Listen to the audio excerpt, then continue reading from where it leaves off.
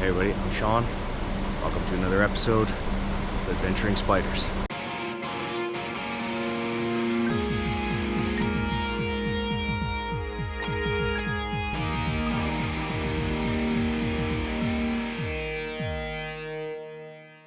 Alright everybody, next up we are at our local family here where they're going to make rice noodles.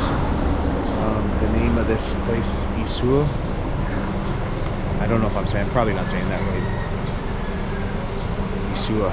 This is the fresh soaked rice, yeah, in the water. They soak overnight from yesterday evening until this morning with a little bit of salt, yeah, and cooked rice, yeah. So like this size of the cooked rice to be yeast, you know, for the noodle, yeah. So the yeast is just natural cooked rice. Yeah. You need a little music. Exactly.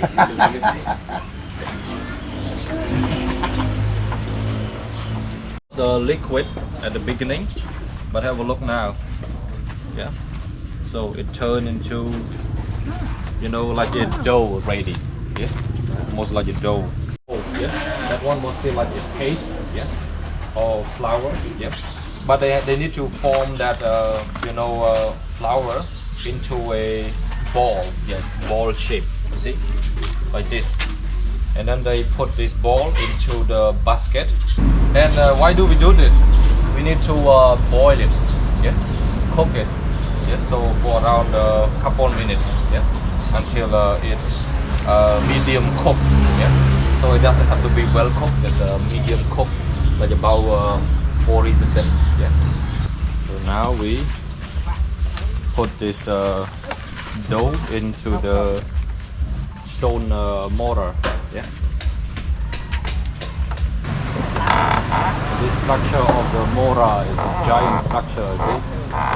It needs to be heavy, yeah, in order to pound it faster. You see how it works? You got to press it. And any ideas? Come, tick, come. Tick, come. You have to lift your leg up. You push down and then release it. Yeah. Okay. Yeah, release. Yeah. Okay. Good job.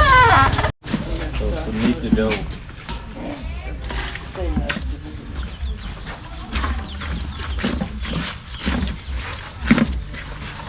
So first you drain out the water. Yeah. But now you mix with water again. Yeah. It's like back and forth. Yeah. So now we have to put in the mold, yeah, in order to turn into a long thread of noodle. So you have to squeeze it into the hot water, yeah, by using your magic butt. Yeah. You must see why. Yeah.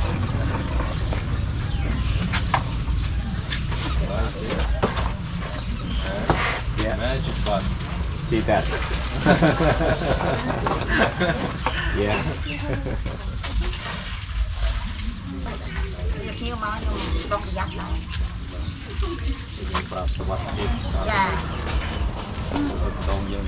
It doesn't have to be overcooked.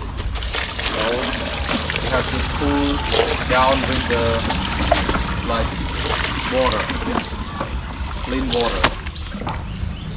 Just layer and layer on each other.